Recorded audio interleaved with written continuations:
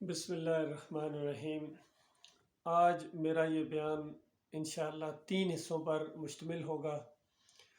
پہلے حصے میں پوری انسانیت سے مخاطب ہوں کہ دیکھو، یہ زندگی ایک مرتبہ ملی ہے اور یہ بہت قیمتی ٹائم ہے، یہ ٹیسٹنگ پیریڈ ہے۔ تم نے ہمیشہ کے لیے یہاں نہیں رہنا ہے۔ آپ دیکھتے ہیں کتنے آئے لوگ یہاں، طرح طرح کے لوگ آئے ہیں، اللہ کو ماننے والے، نہ ماننے والے، اللہ کے فرما بردار اور اللہ کے نافرمان بھی آئے ہیں، لیکن آخر انہوں نے یہاں سے وہ جانا پڑا ان کو۔ آپ نے بھی چلے جانا ہے۔ آج یہاں جو میری بات سن رہے ہیں، کل یہاں آپ نہیں ہوں گے، میں نے بھی مرنا ہے، سب نے مرنا ہے۔ مرنے کے بعد معاملہ ختم نہیں ہو جائے گا، بلکہ اصلی مسئلہ شروع ہو جائے گا، انسان کی جزا اور سزا شروع ہو جائے گی۔ اور پھر جب تک قیامت قائم نہ ہو تب تک بھی یہ معاملہ وہاں رہے گا، اور پھر قیامت کے دن میدان محشر میں نتیجہ سامنے آئے گا کہ کون جیتا کون ہار گیا۔ تو ہار اور جیت کا وقت یہ دنیا نہیں ہے۔ دنیا میں یہ جو کامیابی اور ناکامی کے معیار بنائے گئے ہیں، یہ خالص جھوٹے ہیں، عارضی ہیں، انسانوں کے بنائے ہوئے ہیں۔ ہمارا مالک اور خالق بتاتا ہے کہ اس دن، فیصلے کے دن، جو جہنم کی آگ سے بچایا گیا اور جنت میں داخل کیا گیا، وہ صحیح معنوں میں کامیاب ہے۔ باقی دنیا کی زندگی یہ امتحان ہے، عارضی ہے۔ تو لہٰذا اللہ کے بندو، یہ آوازیں اٹھ رہی ہیں کہ اللہ کا آخری کلام قرآن، آخری نبی محمد صلی اللہ علیہ وآلہ وسلم پوری انسانیت کے لیے نبی بنا کر بھیجے گئے تھے، سارے انسانوں کے لیے۔ یہ صرف آج سے 1500 سال پہلے صرف مکہ والوں کے لیے نہیں ہے، یا مدینہ والوں کے لیے نہیں ہے، یہ پاکستان والوں کے لیے، انڈیا والوں کے لیے، بنگلہ دیش، امریکہ، جرمن، فرانس، سب، چائنا، روس، پوری زمین کے اوپر جتنے انسان ہیں، سب کی طرف یہ اللہ کا آخری پیغام آیا ہے، دی لاسٹ میسج، قرآن کی شکل میں۔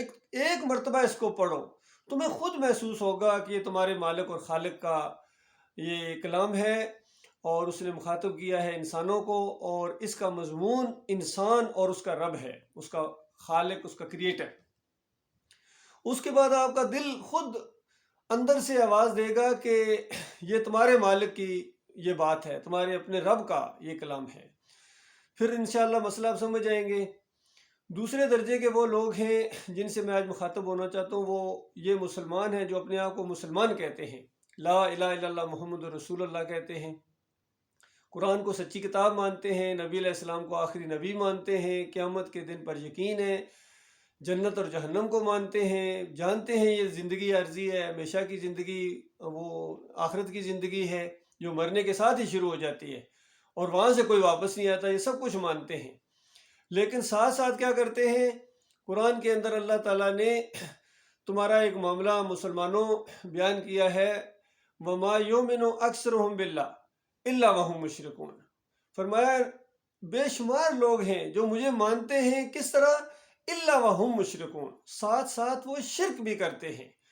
تو یہ آج جو مسلمان پوری زمین کے اوپر پھیلے ہوئے ہیں، یہ ان کی ایک عظیم اکثریت، بہت بڑی عظیم اکثریت اس آیت کی زد میں ہے کہ اللہ کو مانتے ہیں لیکن ساتھ ساتھ شرک کرتے ہیں، اللہ کے علاوہ دوسروں کو داتا کہتے ہیں، دستگیر کہتے ہیں، مشکل کشا کہتے ہیں، حاجت روا کہتے ہیں، یعنی وہ ساری صفات جو اللہ کی ہیں، وہ سب کچھ جو اللہ سے مانگنا چاہیے، وہ تعلق جو اللہ کے ساتھ ہیں، وہ حقوق جو اللہ کے ہیں، انہوں نے بندوں کو دے دیے، آگے پیچھے بانٹ دیے۔ پھر اس پوری اللہ تعالیٰ کی حکومت کو مختلف حصوں میں انہوں نے تقسیم کیا کہ یہ کوئی قطب ہے، کوئی غوث ہے، کوئی قطب الارشاد ہے، کوئی اس علاقے کا وہ ناظم ہے، یعنی انہوں نے بانٹی ہوئی ہے خدائی۔ اللہ تعالیٰ اکیلا نہیں ہے، بلکہ اس نے یہ بانٹی ہوئی ہے، کسی کو یہ دینا چاہیں، کسی کو اولاد دیتے ہیں، کسی کی کھوٹی کھری کر دیتے ہیں، کسی کی مشکل پڑے تو خود حل کرتے ہیں، ان کی رائن سے باہر ہو تو اللہ سے کروا لیتے ہیں،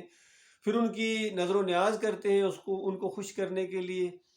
تو اللہ کے بندو، یہ سب کچھ اللہ کا انکار ہے، یاد رکھیے، یہی شرک ہے۔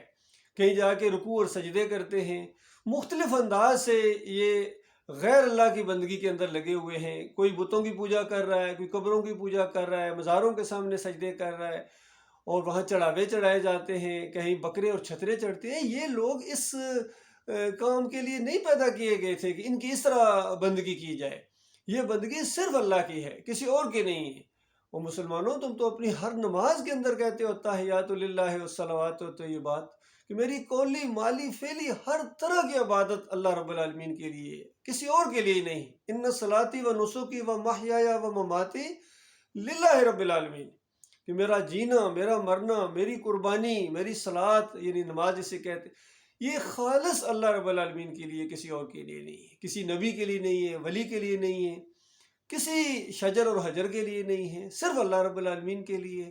جب سب کچھ مانتے ہو، اس سے زیادہ بھی مانتے ہو کہ اللہ تعالیٰ بڑی قوت والا ہے، بڑی طاقت والا ہے، قدرت والا ہے، وہ جس کو چاہے بیٹے دیتا ہے، وہ جس کو چاہے بیٹیاں دیتا ہے، وہ جس سے چاہے حکومت چھین لیتا ہے، جس کو چاہے حکومت دیتا ہے، یہ سب کچھ مانتے ہو، اتنا کچھ مانتے ہو، تو پھر یہ کہاں سے آ گئیں کہ پھر یہ چادر چڑھانا ضروری ہے، پھر یہ یا علی مدد یا رسول مدد کی پکاریں لازمی ہیں؟ کہاں سے آ گئیں یہ؟ اللہ کے بندو، یہ سب شیطانی چیزیں ہیں، ان کا حقیقت سے کوئی تعلق نہیں ہے، بلکہ اللہ ناراض ہوتا ہے ان سے بہت زیادہ۔ اللہ تعالیٰ جو ہے نا ایسوں کے اوپر غضب کی نگاہ سے دیکھتا ہے، اور اگر ان کی موت آ جائے اسی حالت میں، اور انہوں نے سچی توبہ نہ کی، اپنے مالک اور خالق سے معافی نہ مانگی ہو، تو پھر یہ ہمیشہ کی آگ کے اندر اتار دیے جائیں گے۔ یہ اللہ کا فیصلہ ہے۔ تیسری قسم کے لوگ وہ ہیں جن سے آج میں خصوصی طور پر مخاطب ہوں، وہ اس دور کے اندر جو خالص ایمان کی آواز اٹھی، توحید کی آواز اٹھی، شرک کا کلا کما کرنے والی آواز اٹھی، اور شرک پھیلانے والوں کی نشاندہی کی گئی۔ اس دور کے اندر ایک عالم دین نے، مجاہد عالم دین تھے، موحد عالم دین تھے، اور دنیاوی علوم جو ماڈرن علوم ہیں ان کے بھی وہ ماہر تھے، اور آرمی افسر تھے، اور پاکستان آرمی سے وہ ریٹائرڈ ہوئے ہیں، ایکس کیپٹن ڈاکٹر مسعود الدین عثمانی رحمۃ اللہ علیہ۔ انہوں نے صحیح معنوں میں توحید کی آواز اٹھائی، اور کلی طور پر اٹھائی ہے۔ باقی اور بھی علماء ہیں جنہوں نے جزوی طور پر کسی شرک کا رد کیا ہے، اگر ایک شرک کا رد کیا تو 6 شرک کی حمایت بھی کی انہوں نے۔ تو اس طریقے سے تو رلی ملی دعوت دیتے رہے ہیں، جس میں مودودی صاحب شامل ہیں، بعد میں ڈاکٹر اسرار نے یہی انداز اختیار کیا، اور طاہر القادری، طارق جمیل، تقی عثمانی، رفیع عثمانی، فضل الرحمان، ان کے والد صاحب مفتی محمود صاحب، تو یہ سارے ہیں، کتنے ہیں، اہل حدیثوں کو بھی کتنے ہیں۔ پھر یہ فرقے ہیں ان کے، کوئی بریلویوں کے ساتھ تعلق رکھتا ہے، کوئی دیوبندیوں کے ساتھ تعلق رکھتا ہے، کوئی اہل حدیثوں کے ساتھ تعلق رکھتا ہے، کوئی سلفی کہلاتا ہے، کوئی عصری، کوئی حنبلی۔ تو ان کا کہیں نہ کہیں جا کے اندر و اندر یا باہر کہیں نہ کہیں سے ان کا مسلک پرستی سے، فرقہ پرستی سے اور شرک کے ساتھ ان کا کہیں نہ کہیں کنیکشن ملتا ہے۔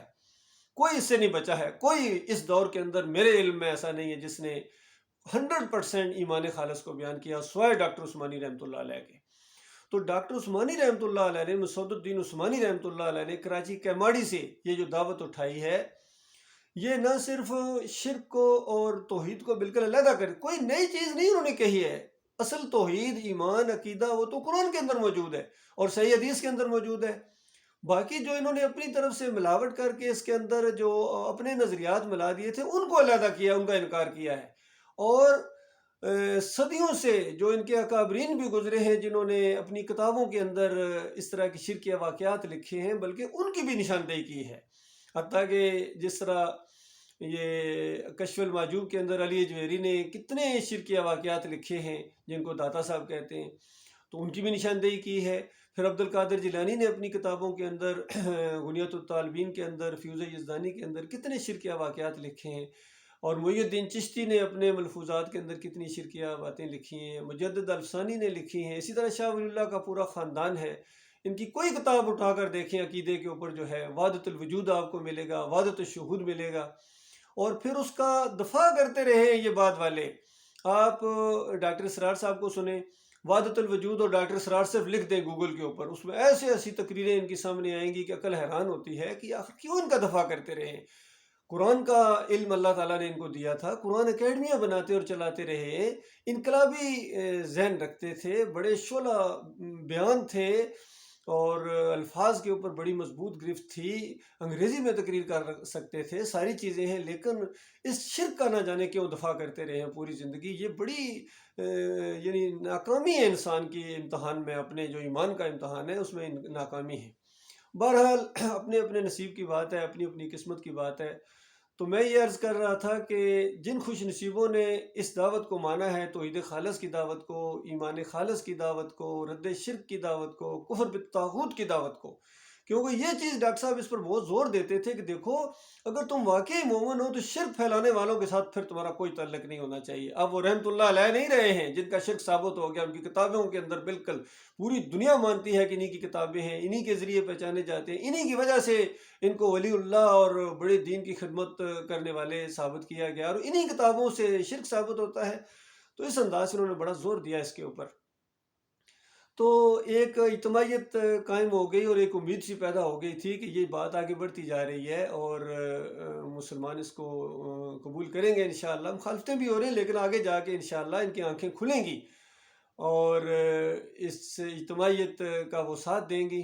لیکن شیطان بھی تو آرام سے بیٹھنے والا نہیں، اس نے قیامت تک کے لیے مہلت مانگی ہے، تو وار کرتا رہا کہ کتنے ایسے مسلک پرست ٹائپ لوگ، مولوی ٹائپ لوگ جماعت کے اندر آئے اور کچھ عرصہ ساتھ چلے بھی، پھر اس کے بعد نکلتے بھی رہے۔ جس طرح ملتان کے ایک مولوی بشیر تھے، پھر وہ وہاں توڑیر کے عبد الحادی تھے، اس طرح کے لوگ علیحدہ ہوتے رہے، بخت زادہ اور یہ سارے اس طریقے سے، اور آخر میں آ کے 2017 کے اندر آ کے شیطان نے ایسا شدید وار کیا ان کے امیر کے اوپر، محمد حنیف صاحب۔ اس سے پہلے بھی ان کے اوپر شیطان کا وار ہوا تھا، لیکن وہ ذرا سنبھل گئے تھے۔ لوگوں نے جب سمجھایا، ساتھیوں نے سمجھایا کہ دیکھو یہ نظریات ایسے جو آپ رکھتے ہیں یا اس طرح کا آپ بیان دے دیتے ہیں، یہ ایسی بات، یہ دعوت کو کمزور کر دیں گے، ختم کر دیں گے۔ تو انہوں نے کھلے دل کے ساتھ 2005 کے اندر سٹیج پر کھڑے ہو کے معافی بھی مانگی تھی کہ دیکھو میری یہ باتیں اگر مان لی جاتی تو جماعت کی بنیاد کے اوپر چوٹ پڑتی۔ آپ غور کیجئے ان الفاظ کے اوپر، جماعت کی بنیاد کے اوپر چوٹ پڑتی، یعنی بنیاد اکھڑ جاتی۔ تو لہٰذا انہوں نے معافی مانگی اللہ تعالیٰ سے۔ ساتھیوں نے بھی نرمی کا معاملہ کیا کہ ٹھیک ہے، پہلا واقعہ یہ پیش آیا ہے اور ان کو معزول نہیں کرتے ہیں، آگے چلاتے رہیں جماعت کو، لیکن بجائے اس کے کہ دوبارہ وہ پاؤں ذرا مضبوطی کے ساتھ رکھتے، ان کا پاؤں پھر پھسلا اور ان کے اندر یہ سجدہ تعظیمی کا شرک آ گیا، اور سورہ یوسف کو انہوں نے بنیاد بنایا اور کہا کہ دیکھو پورے خاندان نے یوسف علیہ السلام کو سجدہ تعظیمی کیا تھا اور یہ اللہ کی مشیت تھی، اللہ کا حکم تھا اور اللہ کی عین رضا کے مطابق ہوا ہے۔ تو یہ بہت بڑی بات ہے، یہ قرآن کا انکار ہے، سورہ یوسف کا انکار ہے۔ حالانکہ سورہ یوسف تو آپ شروع میں دیکھیں، اس کا آغاز دیکھیں کہ یہ یعنی بہت بڑا سبق ہے سوال پوچھنے والوں کے لیے، عبرت ہے اس کے اندر۔ تو عبرت پکڑی جاتی ہے یعنی مخالفین کے انجام سے، اور یقین رکھا جاتا ہے کہ اگر کوئی اللہ کے اوپر جم جائے، ایمان کے اوپر جم جائے اور صبر کرے، اللہ سے ڈر کر زندگی بسر کرے، تو اللہ تعالیٰ اپنے بندوں کا ساتھ چھوڑنے والا نہیں ہے۔ یہ سورہ یوسف کا پورا پیغام ہے کہ صبر کی زندگی بسر کرو، صبر اور شکر کی زندگی۔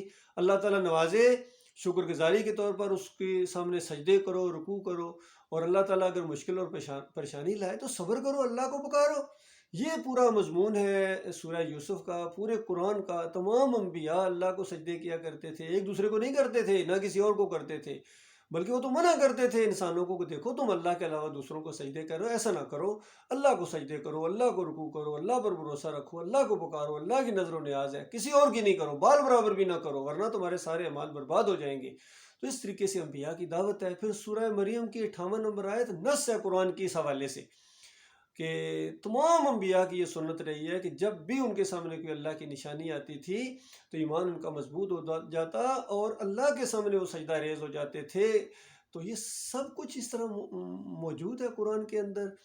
تو نہ جانے حنیف صاحب کے دماغ کے اندر یہ چیز کیا آ گئی۔ اصل میں ابن کثیر کی تفسیر سے انہوں نے وہ چیز لے لی، اور دوسرے جو کچھ لوگ تھے ان سے متاثر ہو گئے۔ سعودیوں کی بھی تفسیر کے اندر اسی طرح کا معاملہ لکھا ہوا، پہلی شریعتوں میں جائز ہوتا تھا۔ بھائی کہاں جائز ہے؟ کوئی قرآن کی آیت لاؤ، کوئی حدیث لاؤ کہ پہلی شریعتوں میں یہ جائز رہتا تھا۔ ایسا کبھی بھی نہیں ہوا۔ دین کی بنیاد ساری قوموں کے اندر ایک رہی ہے، سارے انبیاء کے اندر دین کے اندر کوئی اختلاف نہیں ہوا ہے، ایمان عقیدے کے اندر کوئی اختلاف نہیں ہوا ہے کہ کچھ عرصے میں وہ ایمان تھا آج یہ شرک ہو گیا، یا آج یہ ایمان ہے پہلے شرک تھا۔ ایسا کبھی بھی نہیں ہو سکتا ہے۔ ہاں، بندگی کے طریقوں کے اندر وہ تبدیلیاں آتی رہی ہیں، شریعت کے اندر تبدیلیاں آتی رہی ہیں، یا لوگوں نے تبدیلیاں اس میں کر دی ہیں، لیکن ایمان عقیدے کے اندر کوئی ایسی چیز نہیں ہے کہ وہ اس طریقے سے اتنا بڑا اختلاف ہو کہ اس شریعت میں بندوں کو سجدہ کیا جاتا تھا اور آج جو ہے اللہ کو سجدہ کیا جاتا ہے۔ کہ یہ لوگ لکھ دیتے ہیں کہ اس امت میں شرک کے ڈر کی وجہ سے وہ جناب یہ سجدہ بھی حرام قرار دیا گیا ہے۔ اللہ کے بندو، شرک کا ڈر کیا؟ ان قوموں کے لیے شرک کا ڈر نہیں تھا؟ حتیٰ کہ نبی علیہ السلام تو لعنت بھیجے ایسے لوگوں کے اوپر، لعن اللہ علی یہود و نصارى اتخذوا قبور الانبیاء و صالحین مساجدہ، کہ اللہ کی لعنت ہے یہود و نصارہ کے اوپر۔ وجہ کیا ہے؟ اتخذوا قبور الانبیاء و صالحین مساجدہ، انہوں نے اپنے انبیاء اور صالحین کی قبروں کو جا کے سجدہ کیا تھا۔ تو قبروں کو سجدہ کیوں کیا جاتا ہے؟ ان کے اندر جو دفن ہوتے ہیں ان کی وجہ سے۔ تو انبیاء کو دفن کر کے اگر سجدہ کرو تو وہ شرک، لعنت ان کے اوپر۔ تو زندگی میں ان کو سجدہ کیا جا سکتا ہے؟ ہرگز نہیں، ہرگز نہیں۔ یہ تو جب اللہ کی نشانی سامنے آئی کہ اللہ نے اپنا وعدہ سچا کر دکھایا، وہ جو بچپن میں خواب دکھایا وہ ایک بشارت تھی، وہ ایک بشارت ہے جو باپ بیٹے کو گویا دی گئی، اور اللہ تعالیٰ نے اس کو ہر سچا ثابت کر دیا۔ اور 6 نمبر آیت کے اندر یعقوب علیہ السلام نے اللہ کی دی ہوئی علم اور فہم و فراست اور وحی کی روشنی میں اس کی تعبیر بھی بتا دی کہ دیکھو میرے بچے، اس کا یہ مطلب ہے، خواب کی تعبیر ہوتی ہے، اور اس کی تعبیر اس انداز سے سامنے آئی ہے کہ اللہ نے ان کو نبی بنایا، ان کے اوپر اس طرح رحمتیں اور برکتیں نازل کی جس طرح ابراہیم، اسحاق اور یعقوب علیہ السلام کے اوپر کی تھیں، اور باتوں کی تہہ تک پہنچنے کا وہ بتایا، علم دیا۔ یہ ساری چیزیں موجود ہیں۔ اور پھر 100 نمبر آیت میں، اس سے آگے والی آیت کے اندر اللہ تعالیٰ نے بتایا کہ دیکھیے یوسف علیہ السلام نے ساری وہ باتیں اسی طریقے سے دہرائی جو یعقوب علیہ السلام نے بتائی تھی۔ تو ان شکر گزاریوں اور رحمتوں کی وجہ سے جو اس خاندان پر اللہ تعالیٰ نے کی، وہ سارے کے سارے اللہ کے سامنے سجدہ ریز ہو گئے۔ امام بخاری رحمۃ اللہ علیہ بھی خوابوں کی تعبیر میں یہ چیز لے کے آئے ہیں کہ دیکھو یہ معاملہ ہوا ہے، 6 نمبر آیت خواب کی تعبیر ہے، اور 101 نمبر آیت خواب کی تعبیر ہے، اور 100 نمبر آیت کا آدھا حصہ لائے، سجدے کا ذکر ہی نہیں کیا انہوں نے، کیونکہ سجدہ یہ لوگوں نے یوسف علیہ السلام کی طرف پھیر دینا تھا، وہ سمجھدار آدمی تھے، اس کا ذکر ہی نہیں کیا خواب کی تعبیر میں، اور وہی الفاظ لائے ہیں یوسف علیہ السلام کے جو یعقوب علیہ السلام نے ادا کیے تھے۔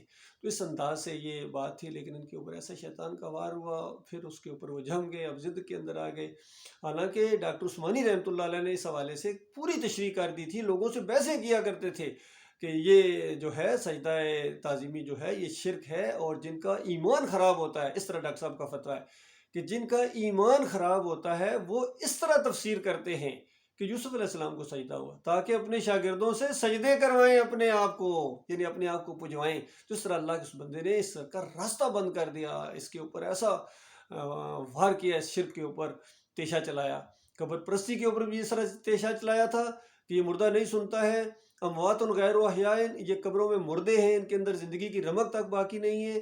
شہداء جنتوں میں زندہ ہیں، انبیاء جنتوں میں زندہ ہیں، نبی علیہ السلام جنت میں زندہ ہیں، مدینے والی قبر میں زندہ نہیں ہیں، اور ہمارے سارے اعمال جو ہیں وہ اللہ کے ہاں پیش ہوتے ہیں، کسی اور کے ہاں پیش نہیں ہوتے ہیں۔ یہ جو تمہارا عقیدہ ہے کہ نبی علیہ السلام کی روح واپس آ جاتی ہے اور خود سنتے ہیں اور اعمال یہاں پیش ہوتے ہیں اور فرشتے دور سے نبی علیہ السلام کے اوپر پہنچاتے ہیں، یہ خالص مشرکانہ عقیدے، اس انداز سے کھول کھول کے اس بات کو بیان کیا۔ تو اللہ کے بندو، یہ معاملہ ہے کہ اس طریقے سے شیطان کا وار ہوا، جماعت کے اندر سے گویا طاغوت اٹھا، اور بے شمار کیا بڑی تعداد ان کے چکر میں آ گئی۔ جس طرح پہلے کمال عثمانی کتنی مساجد کو اور کتنے لوگوں کو لے کے علیحدہ ہو گیا تھا، پھر اسی شرک اور کفر کے اندر چلا گیا تھا ڈاکٹر صاحب کی زندگی کے اندر، تو بعد میں اب یہ محمد حنیف صاحب نے بالکل وہی کام کیا ہے کہ اکثریت لوگوں کے اپنے ساتھ انہوں نے ملا لی ہے، اور مساجد کے اوپر بھی گویا قبضہ والا انداز کر دیا۔ جو ڈاکٹر صاحب کی مساجد تھیں، ڈاکٹر صاحب کے ساتھیوں نے بنائی تھی، بڑی محنت سے پیسہ خرچ ہوا تھا، محمد حنیف صاحب نے اس کے اوپر قبضہ کر لیا ہے۔ تو ٹھیک ہے، چند دنوں کا معاملہ ہے۔ بیت اللہ کے اوپر بھی لوگوں نے قبضہ کر کے نبی علیہ السلام اور صحابہ کرام کو وہاں سے نکال دیا تھا۔ تو کچھ عرصے کی بات ہے، تھوڑی سی مہلت اور ڈیل کا معاملہ تو ہے، لیکن اس کے بعد انجام کیا نکلا تھا؟ وہیں فاتح بن کے آئے تھے نبی علیہ السلام، اور پھر کس طرح اللہ کے سامنے جھکے جا رہے ہیں کہ مالک سب کچھ تو نے کیا ہے، تو اکیلا ہے، تیرا کوئی شریک نہیں ہے۔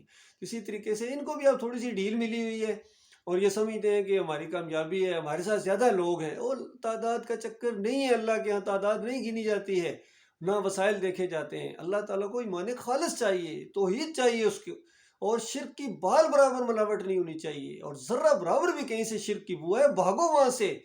تو اس طریقے سے یہ 7 سال ہو گیا ہم ان کو سمجھا رہے ہیں کہ آپ کے اندر یہ شرک آ گیا ہے۔ پھر وہ مرض بڑھتا گیا جو دعا کی، اس کے بعد کہتے ہیں کہ اللہ تعالیٰ نے اپنی ایک صفت عیسیٰ علیہ السلام کو دے دی۔ غور کیجیے، معجزانہ طور پر اللہ اپنی صفت دیتا ہے کسی کو؟ غور کرو اللہ کے بندو کس طرح ان کی مت ماری گئی ہے۔ پھر کہتے ہیں انسان انسان کو سجدہ کر سکتے ہیں، سورج چاند ستارے جب انسان کو سجدہ کر سکتے ہیں تو انسان بھی انسان کو سجدہ کر سکتے ہیں، یہ فلسفہ پیش کر رہے ہیں۔ حالانکہ سورج چاند ستارے سجدہ کرنے کو نہیں آئے تھے، یہ خواب کا معاملہ ہے، خواب میں دیکھا، اور خواب کی تعبیر ہوتی ہے، یعقوب علیہ السلام نے اس کی تعبیر بتائی ہے، اس میں شائبہ تک نہیں ہے کہ بیٹے ہم آپ کو سجدہ کریں گے۔ کیسے سجدہ کریں گے؟ بتاؤ بھائیوں نے پھر کیوں سجدہ کیا؟ ان کو کس نے حکم دیا؟ کہتے ہیں حکم ہے اللہ کا۔ ہرگز حکم نہیں ہے، یہ صرف محمد حنیف صاحب کا حکم ہے، اور ان کی مشیت ہے، اور ان کی رضا حاصل کرنے کے لیے لوگوں نے یہ عقیدہ اپنا لیا ہے، مشرکانہ عقیدہ۔ للہ توبہ کرو، معافی مانگو، اور جو بھی یہ گروپ علیحدہ ہو گئے اس محمد حنیف صاحب کے رویے کی وجہ سے یا ان کے عقیدے کی وجہ سے، یہ سارے اس پلیٹ فارم کے اوپر آ جاؤ۔ میں آپ کا بھائی ہوں، میں آپ کا دشمن نہیں ہوں، میں کوئی شرارت نہیں کرنا چاہتا ہوں، میں آپ کو اسی جماعت کے اوپر پھر دوبارہ منظم کرنا چاہتا ہوں۔ منظم ہو چکے ہیں ساتھی، لیکن آپ لوگوں کو بھی دعوت ہے کہ دوبارہ اس پلیٹ فارم کے اوپر آ جاؤ۔ اب کمال خان صاحب کو ہم نے اپنا امیر بنا لیا ہے۔ ظاہری بات ہے، ایک نظم ہوتا ہے، جماعت ہوتی ہے، اور مخلص آدمی کو آج جتنے بھی یہ ٹکڑے بن گئے ہیں ان کے جتنے امیر ہیں، جس کے اوپر بھی غور کرو، کمال خان صاحب ان میں سب سے بہتر ہیں، یقین کیجیے۔ شریف آدمی ہیں، مضبوط آدمی ہیں، خیر خواہ ہیں، انصاف پسند ہے، ساری خوبیاں ان کے اندر موجود ہیں، اور ان کے پاس بیٹھے ہو تو اللہ یاد آتا ہے، یقین کیجیے، اللہ کی باتیں ہوتی ہیں۔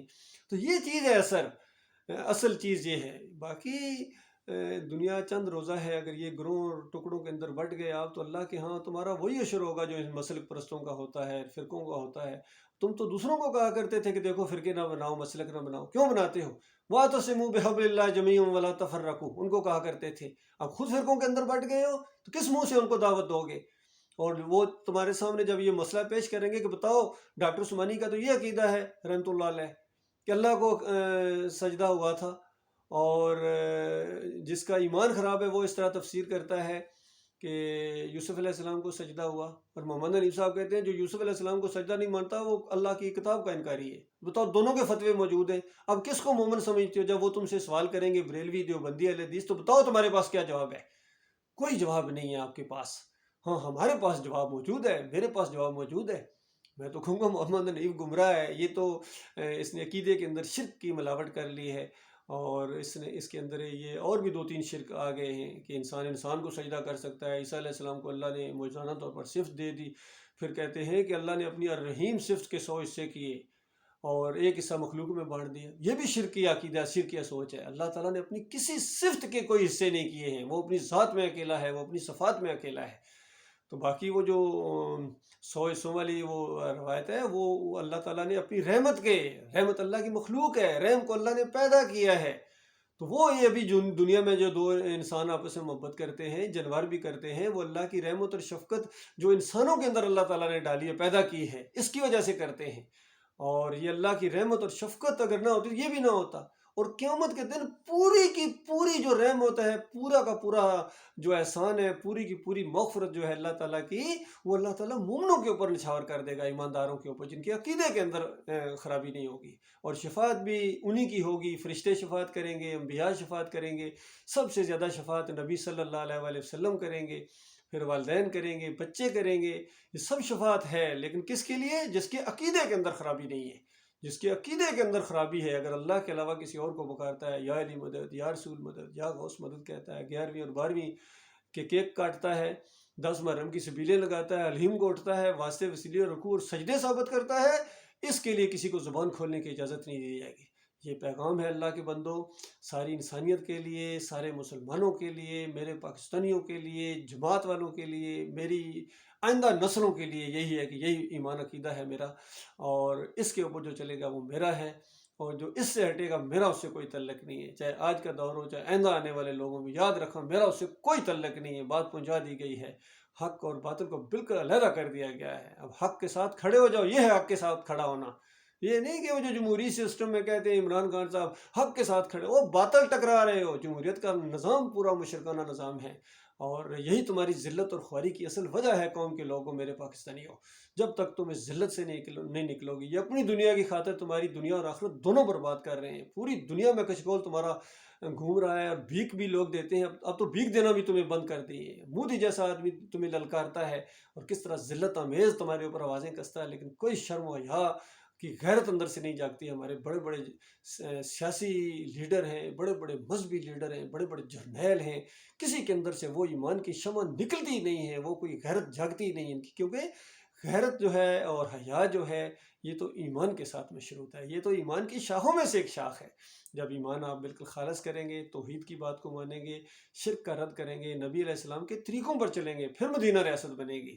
یہ نہیں کہ نبی علیہ السلام کے طریقوں کے خلاف چلو، مزاروں کے سامنے جا کے سجدے کرو، رکوع کرو اور کیک کاٹو، شرک اور کفر کے یا علی مدد کے پٹے باندھو اور جمہوریت کا مشرکانہ نظام قائم کرنے کے بعد تو مدینہ ریاست بنا دو گے.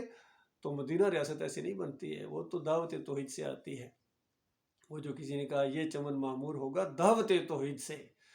وقت فرصت ہے کہاں، کام ابھی باقی ہے، دعوت توحید کا اہتمام ابھی باقی ہے، ابھی تو کام شروع کرنا ہے. اللہ کے بندو، ہم تھکے نہیں ہیں، نہ ہم مایوس ہوئے اپنے مالک اور خالق سے، ہمارا ایمان اور زیادہ مضبوط ہو گیا ہے. میں ارشد کرملائی بول رہا ہوں، آپ کا بھائی ہوں، میں کوئی مولوی نہیں ہوں، میں کوئی پیر نہیں ہوں، میں کوئی سیاسی لیڈر نہیں ہوں، میرا کسی سیاسی جماعت سے کوئی تعلق نہیں ہے. میں ایک آرمی افسر ہوں الحمدللہ، 7 پنجاب ریجمنٹ سے میرا تعلق ہے، اور گزشتہ 37 سال سے میں یہی بات اپنے بھائیوں تک، پوری قوم تک، اپنے فوجی بھائیوں تک یہی بات پہنچا رہا ہوں کہ دیکھو وَأَنْتُمُ الْأَعْلَوْنَ إِن كُنتُم مُؤْمِنِينَ. اللہ تعالیٰ نے وعدہ کیا ہے کہ تم مومن بن جاؤ، میں تمہارا سر بلند کروں گا، تمہیں عزت دوں گا، پوری قوموں کے اوپر، ساری دنیا کے اوپر تمہیں غلبہ عطا فرماؤں گا. تو اللہ کا کوئی وعدہ کہ جھوٹا ہے یا صرف تسلی دینے کے لیے؟ اللہ کے بندو، اللہ کا وعدہ بالکل سچا ہے، لیکن تم مومن بن کے دکھاؤ. تم تو بریلوی بننے میں فخر محسوس کرتے ہو، تم دیوبندی بننے میں فخر محسوس کرتے ہو، اہل حدیث اور سلفی اور حنبلی بننے میں، اور پھر جمہوری نظام میں اس چکروں میں پڑے ہوئے. تو اللہ تمہیں کیسے سربلند کرے؟ کیوں سربلند کرے؟ سربلندی کا وعدہ پورا ہوگا مخلص مومنوں کے ساتھ. تو لہٰذا میں اپنی یوتھ کو، خاص کر نوجوانوں کو، کہ اپنی جوانیوں کو برباد نہ کرو ان فریب کاروں کی باتوں میں آ کے.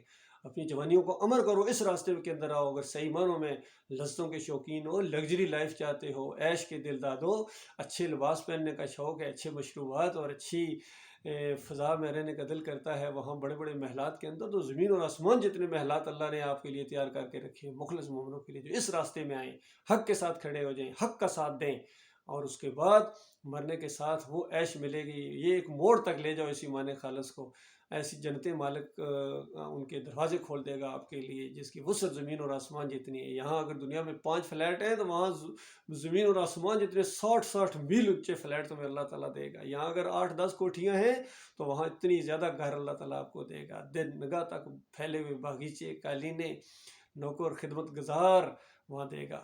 اللہ کے بندو، یہاں ایک چھوٹا سا ملک اگر آپ اس کے بادشاہ ہیں، چھوٹا سا بحرین ہے، چھوٹا سا سعودی عرب ہے، چھوٹا سا پاکستان ہے یا امریکہ ہے، وہاں تو زمین اور آسمان جتنی بادشاہی ملنے والی اپنے مومن بندوں کو اللہ تعالیٰ دے گا. سچا وعدہ ہے.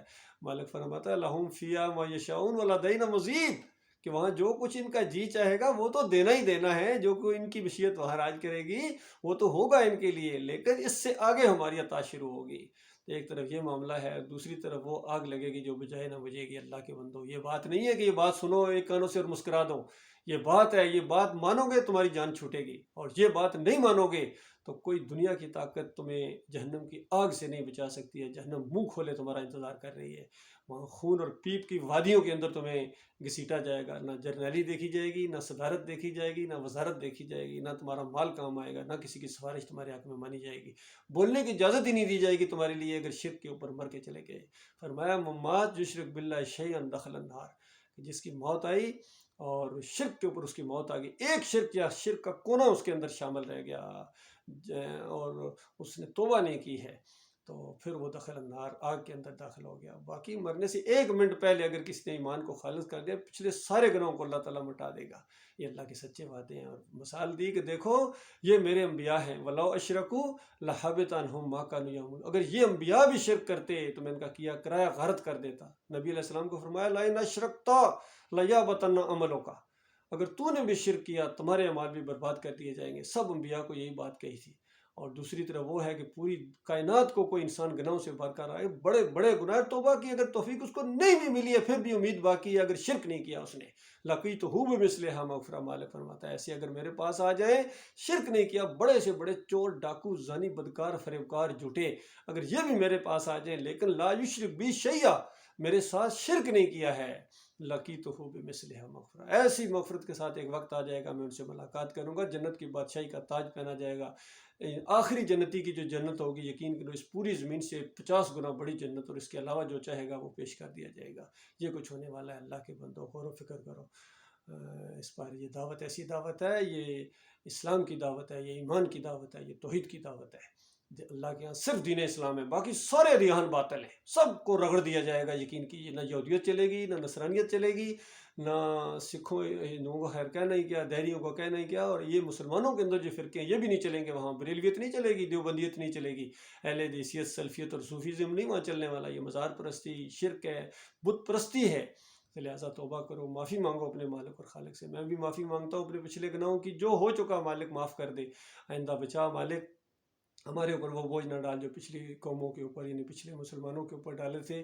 ہماری رہنمائی فرما پروردگار عالم، ہمیں ان سارے کافروں کے اوپر، مشرکوں کے اوپر، بے دینوں کے اوپر، منافقوں کے اوپر، بھاگیوں کے اوپر، مرتدین کے اوپر، ہر ایک کے اوپر یا اللہ ہمیں غلبہ عطا فرما، ہمیں مخلص اور باصلاحیت ساتھی عطا فرما جو اس دعوت کو لے کر آگے بڑھیں اور اللہ کے بھروسے کے اوپر باطل سے ٹکرا جائیں۔ اللہ میرا بھی حامی و ناصر ہے اور آپ کا بھی حامی و ناصر ہے۔